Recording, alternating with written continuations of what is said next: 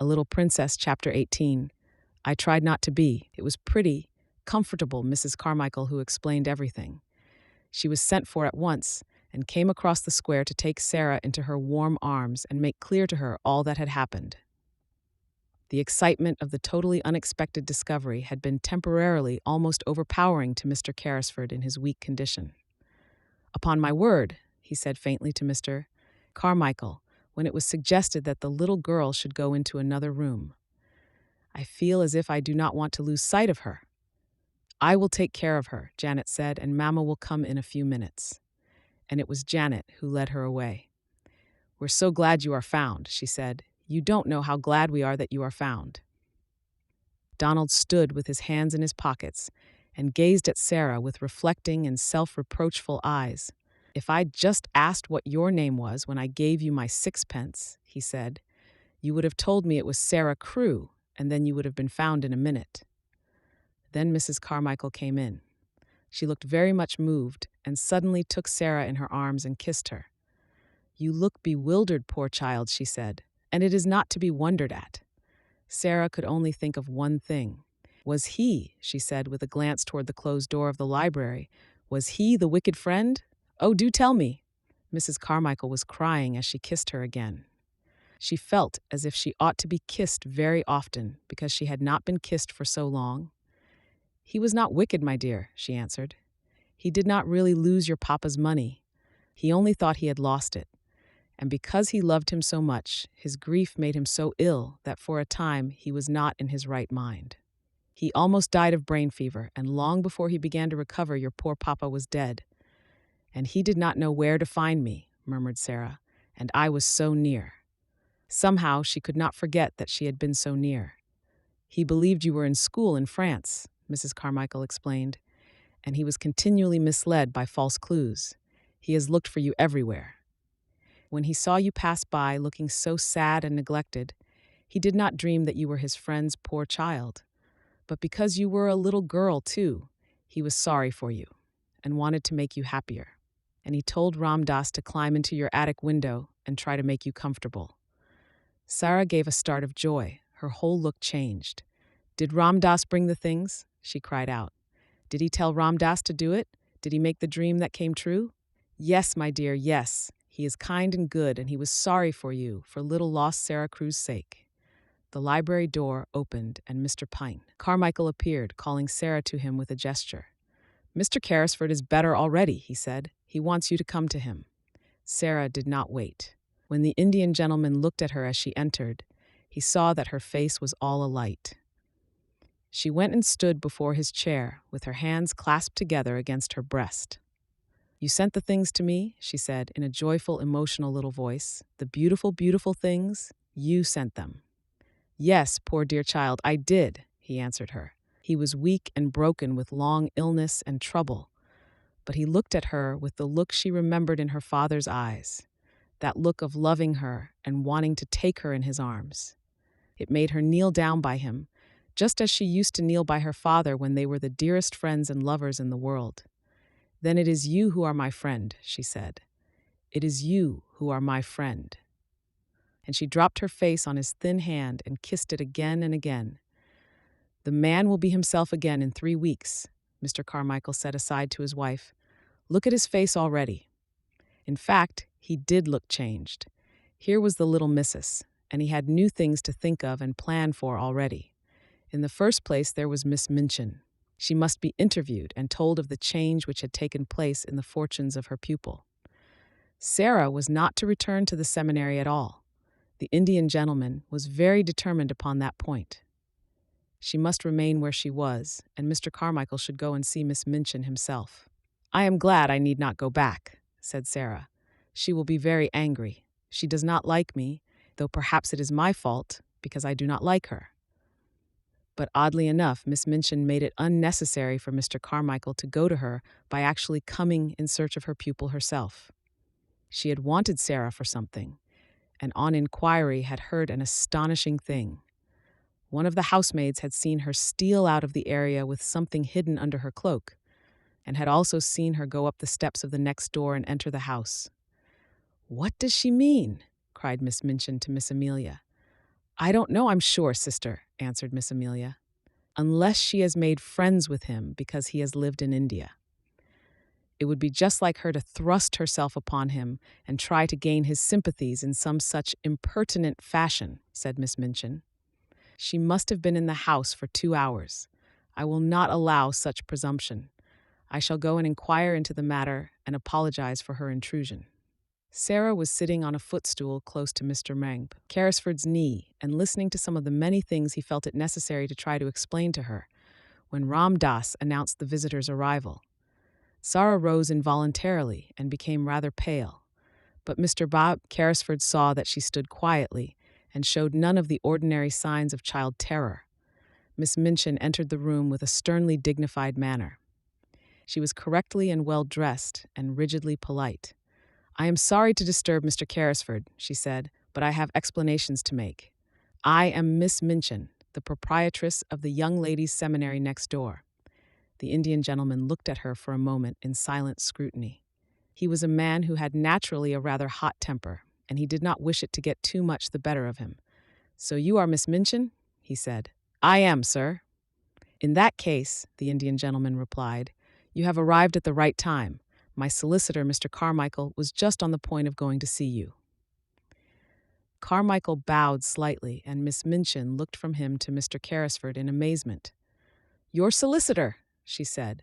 I do not understand. I have come here as a matter of duty. I have just discovered that you have been intruded upon through the forwardness of one of my pupils, a charity pupil. I came to explain that she intruded without my knowledge. She turned upon Sarah. Go home at once, she commanded indignantly.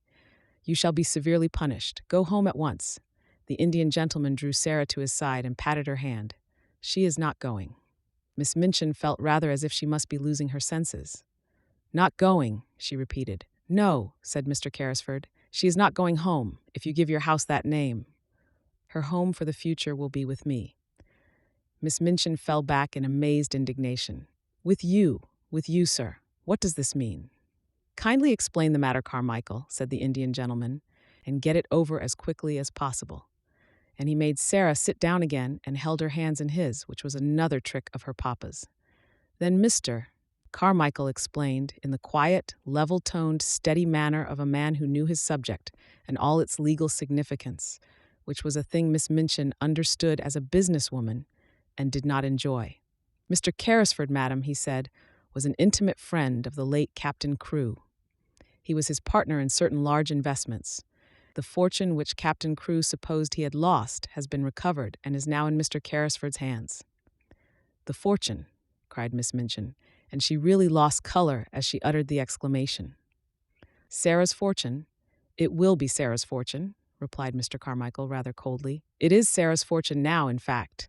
Certain events have increased it enormously. The diamond mines have retrieved themselves. The diamond mines, Miss Minchin gasped out.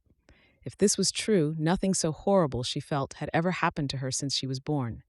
The diamond mines, Mr. Carmichael repeated, and he could not help adding, with a rather sly, unlawyer-like smile, there are not many princesses, Miss Minchin, who are richer than your little charity pupil, Sarah Crewe, will be. Mr. Carrisford has been searching for her for nearly 2 years. He has found her at last, and he will keep her. After which he asked Miss Minchin to sit down while he explained matters to her fully, and went into such detail as was necessary to make it quite clear to her that Sarah's future was an assured one, and that what had seemed to be lost was to be restored to her tenfold, also that she had in Mr. Carrisford a guardian as well as a friend. Miss Minchin was not a clever woman, and in her excitement she was silly enough to make one desperate effort to regain what she could not help, seeing she had lost through her worldly folly. He found her under my care, she protested. I have done everything for her, but for me she should have starved in the streets. Here the Indian gentleman lost his temper. As to starving in the streets, he said, she might have starved more comfortably there than in your attic. Captain Crewe left her in my charge, Miss Minchin argued. She must return to it until she is of age. She can be a parlor boarder again. She must finish her education. The law will interfere in my behalf. Come, Miss Minchin, Mr. Carmichael interposed. The law will do nothing of the sort. If Sarah herself wishes to return to you, I dare say Mr. Carrisford might not refuse to allow it, but that rests with Sarah." "Then," said Miss Minchin, "I appeal to Sarah. I have not spoiled you, perhaps," she said awkwardly to the little girl, "but you know that your papa was pleased with your progress. And, I have always been fond of you." Sarah's green-gray eyes fixed themselves on her with the quiet, clear look Miss Minchin particularly disliked. "Have you, Miss Minchin?" she said. "I did not know that." Miss Minchin reddened and drew herself up. "You ought to have known it," said she, "but children, unfortunately, never know what is best for them. Amelia and I always said you were the cleverest child in the school. Will you not do your duty to your poor papa and come home with me?" Sarah took a step toward her and stood still. She was thinking of the day when she had been told that she belonged to nobody and was in danger of being turned into the street. She was thinking of the cold, hungry hours she had spent alone with Emily and Melchizedek in the attic. She looked Miss Minchin steadily in the face. "You know why I will not go home with you, Miss Minchin," she said. "You know quite well." A hot flush showed itself on Miss Minchin's hard, angry face. "You will never see your companions again," she began. "I will see that Ermengarde and Lottie are kept away." Mr. Carmichael stopped her with polite firmness. "Excuse me," he said. "She will see anyone she wishes to see. The parents of Miss Crewe's fellow pupils are not likely to refuse her invitations to visit her at her guardian's house. Mr. Carrisford will attend to that." It must be confessed that even Miss Minchin flinched. This was worse than the eccentric bachelor uncle who might have a peppery temper and be easily offended at the treatment of his niece. A woman of sordid mind could easily believe that most people would not refuse to allow their children to remain friends with a little heiress of diamond mines. And if Mr. Carrisford chose to tell certain of her patrons how unhappy Sarah Crewe had been made, many unpleasant things might happen. "You have not undertaken an easy charge," she said to the Indian gentleman as she turned to leave the room. "You will discover that very soon. The child is neither truthful nor grateful. I suppose," to Sarah, "that you feel now that you are a princess again." Sarah looked down and flushed a little because she thought her pet fancy might not be easy for strangers, even nice ones, to understand at first. "I tried not to be anything else," she answered in a low voice. "Even when I was coldest and hungriest, I tried not to be." "Now it will not be necessary to try," said Miss Minchin, acidly, as Ram Dass salaamed her out of the room. She returned home and, going to her sitting room, sent at once for Miss Amelia. She sat closeted with her all the rest of the afternoon, and it must be admitted that poor Miss Amelia passed through more than one bad quarter of an hour.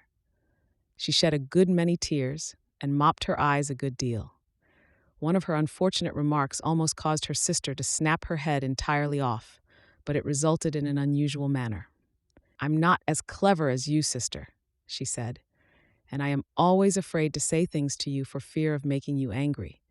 Perhaps if I were not so timid, it would be better for the school and for both of us. I must say, I've often thought it would have been better if you had been less severe on Sarah Crewe and had seen that she was decently dressed and more comfortable. I know she was worked too hard for a child of her age, and I know she was only half fed." "How dare you say such a thing?" exclaimed Miss Minchin.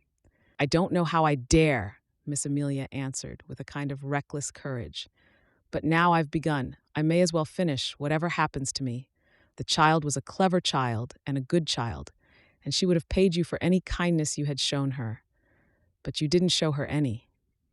The fact was, she was too clever for you, and you always disliked her for that reason. She used to see through us both. Amelia," gasped her infuriated elder, looking as if she would box her ears and knock her cap off, as she had often done to Becky. But Miss Amelia's disappointment had made her hysterical enough not to care what occurred next. She did, she cried. "She saw through us both. She saw that you were a hard-hearted, worldly woman, and that I was a weak fool, and that we were both of us vulgar and mean enough to grovel on our knees for her money and behave ill to her because it was taken from her, though she behaved herself like a little princess even when she was a beggar. She did, like a little princess." and her hysterics got the better of the poor woman, and she began to laugh and cry both at once, and rock herself backward and forward. "And now you've lost her," she cried wildly, "and some other school will get her and her money, and if she were like any other child, she'd tell how she's been treated, and all our pupils would be taken away, and we should be ruined. And it serves us right. But it serves you right more than it does me, for you are a hard woman, Maria Minchin. You're a hard, selfish, worldly woman." And she was in danger of making so much noise with her hysterical chokes and gurgles that her sister was obliged to go to her and apply salts and sal volatile to quiet her, instead of pouring forth her indignation at her audacity. And from that time forward, it may be mentioned, the elder Miss Minchin actually began to stand a little in awe of a sister who, while she looked so foolish, was evidently not quite so foolish as she looked, and might, consequently, break out and speak truths people did not want to hear. That evening, when the pupils were gathered together before the fire in the schoolroom, as was their custom before going to bed, Ermengarde came in with a letter in her hand and a queer expression on her round face.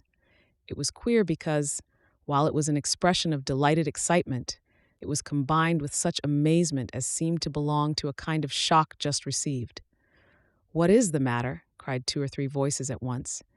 "Is it anything to do with the row that has been going on?"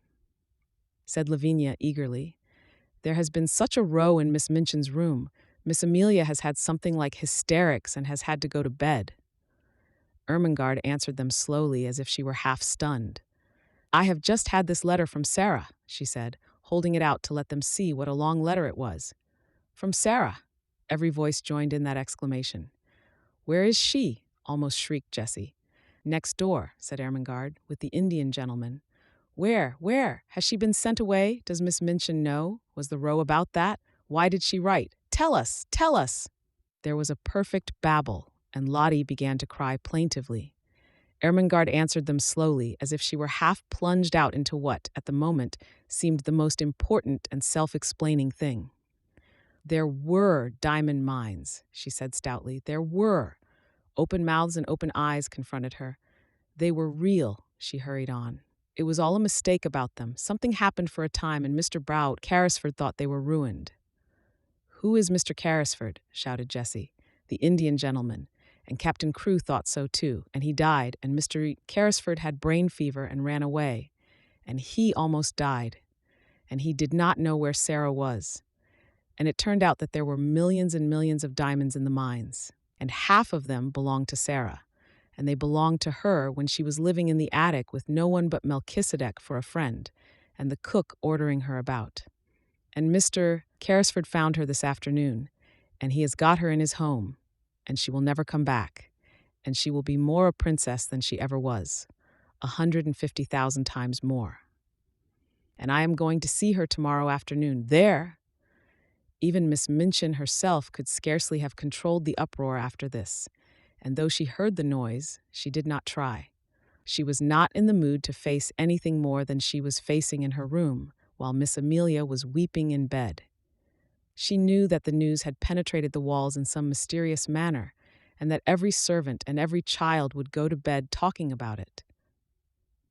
So, until almost midnight, the entire seminary, realizing somehow that all rules were laid aside, crowded round Ermengarde in the schoolroom, and heard read and reread the letter containing a story which was quite as wonderful as any Sarah herself had ever invented, and which had the amazing charm of having happened to Sarah herself and the mystic Indian gentleman in the very next house.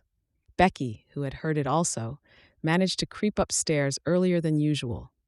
She wanted to get away from people and go and look at the little magic room once more. She did not know what would happen to it. It was not likely that it would be left to Miss Minchin.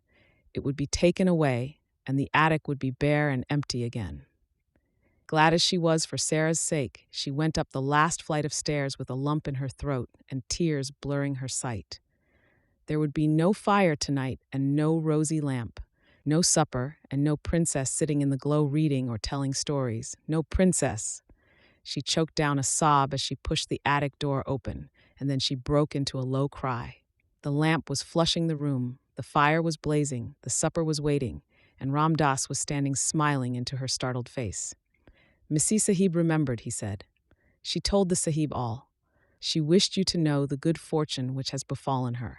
Behold a letter on the tray. She has written. She did not wish that you should go to sleep unhappy. The Sahib commands you to come to him tomorrow. You are to be the attendant of Missi Sahib. Tonight I take these things back over the roof. And having said this with a beaming face, he made a little salaam and slipped through the skylight with an agile silentness of movement which showed Becky how easily he had done it before.